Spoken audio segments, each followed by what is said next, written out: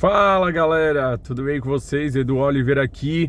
Vamos passar aqui para atualizar vocês sobre o giro de notícias aí da semana e principalmente do final de semana, né? Muita coisa acontecendo aí no mundo do futebol, mas o mais importante e o que todo torcedor aí esperava era o início do Campeonato Paulista, né? O campeonato começou e já tivemos jogos aí, o Santos estreou com vitória, né? O Santos que caiu para a Série B no Campeonato Brasileiro, voltou aí, né? Ou pelo menos iniciou o ano, pelo menos com o pé direito, vencendo o seu jogo aí contra o Botafogo de Ribeirão Preto e dando uma esperança talvez ao seu torcedor de que o Santos possa ressurgir, mas ainda tem muito campeonato pela frente, é o início de tudo, então a gente precisa acompanhar para ver como vai se comportar o Santos, pelo menos dentro do Campeonato Paulista, mas o Santos venceu o seu jogo por 1-0.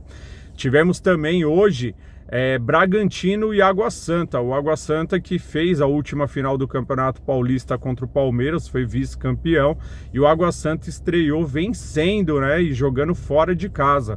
Gol do Todinho, venceu a equipe do Bragantino, a boa equipe do Bragantino, e acabou somando aí os seus 3 primeiros pontos dentro da competição. Acabou agora há pouco também o jogo do São Paulo.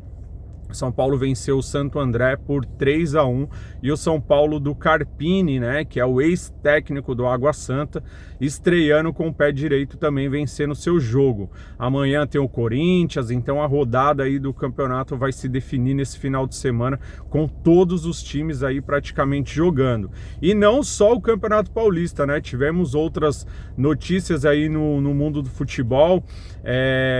Um ato lamentável que ocorreu aí foi hoje no jogo entre Sport e Santa Cruz, que foi marcado por briga de torcida, né? Uma situação que a gente sempre lamenta e reprova, né? Então, o primeiro clássico aí praticamente do ano entre Sport e Santa Cruz, já acontecendo briga entre torcidas.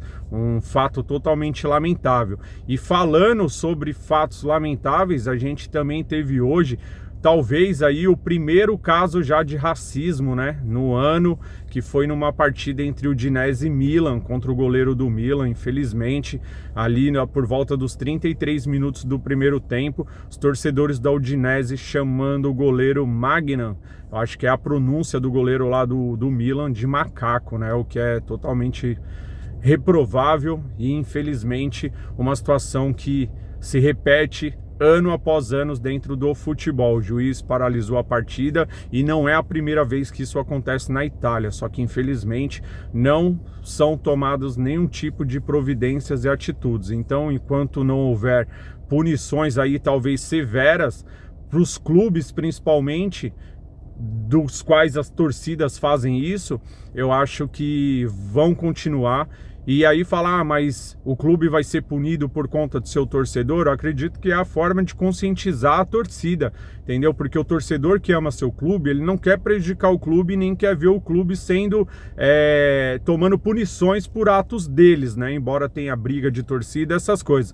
Mas quando se envolve ato de racismo, aí eu acho que deveria ser uma generalização assim, ou as pessoas se unirem de uma certa forma para poder defender a causa, para que isso não aconteça mais em nenhum clube. Puniu determinado clube, então que sirva de exemplo para todos os outros. O que não dá é para a gente continuar vendo essas cenas aí no mundo do futebol e principalmente envolvendo atos de racismo, né? É lamentável, a gente já viu isso com tantos outros jogadores. O Vinícius Júnior, por exemplo, é um que passa muito por isso, né? E infelizmente hoje na Itália aconteceu mais um caso desse. Mas vamos tocar aí, né? Tem mais notícias aí também. Hoje nós tivemos aí também, além do Campeonato Paulista, essas notícias que eu acabei de falar. E para também completar aqui para vocês, nós tivemos aí o Corinthians, né? Corinthians que hoje anunciou a saída do Lucas Veríssimo, o que é totalmente lamentável no meu modo de ver. O Lucas Veríssimo chegou para praticamente agora no Corinthians, não fez aí 10 partidas com a camisa do Corinthians, entrou muito bem na zaga do Corinthians, havia dado a palavra dele que assinaria o contrato com o Corinthians, só que infelizmente hoje foi anunciado que o Lucas Veríssimo foi vendido aí para o futebol do Catar por 9 milhões de euros.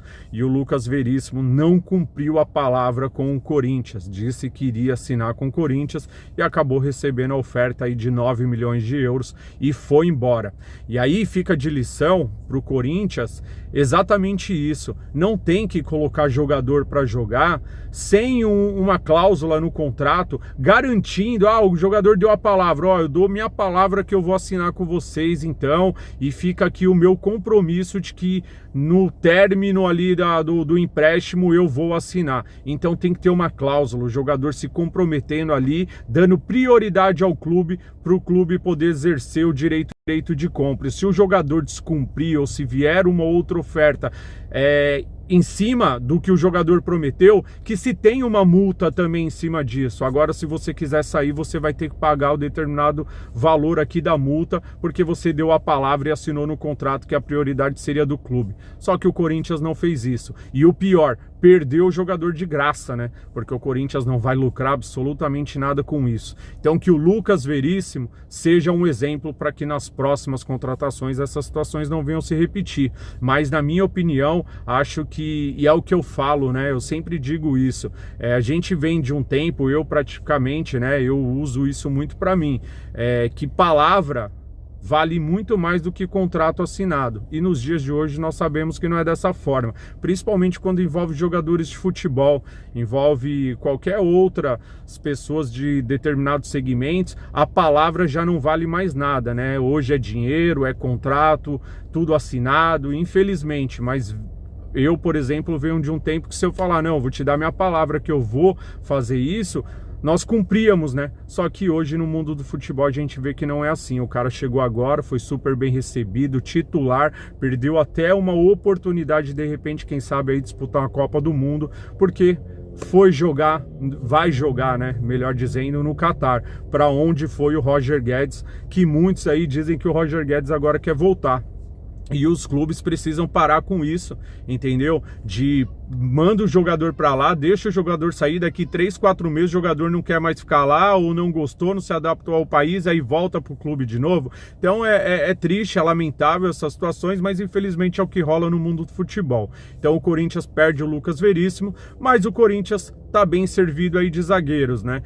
Acabou de chegar o Gustavo Henrique aí também, mas acredito que o Corinthians vai conseguir se encaixar e a ausência do Lucas Veríssimo vai ser suprida aí com os jogadores que foram contratados e até mesmo com que já estão no elenco do Corinthians.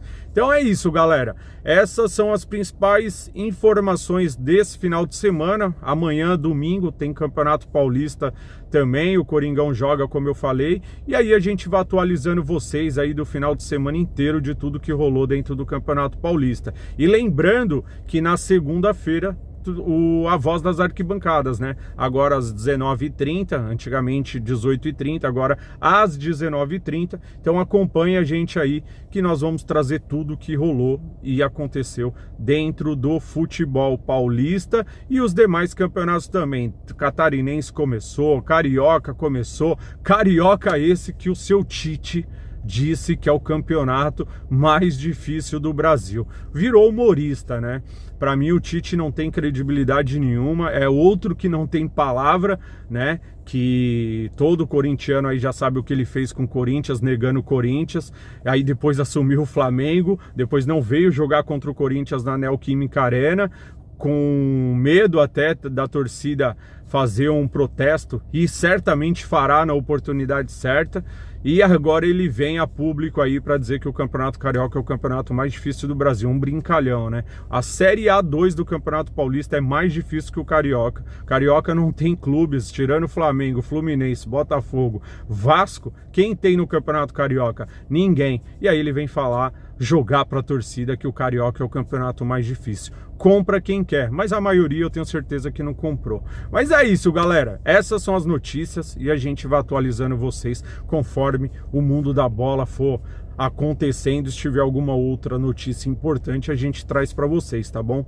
Grande abraço a todos, bom final de semana, bom domingo, fiquem com Deus e até segunda-feira no programa Voz das Arquibancadas.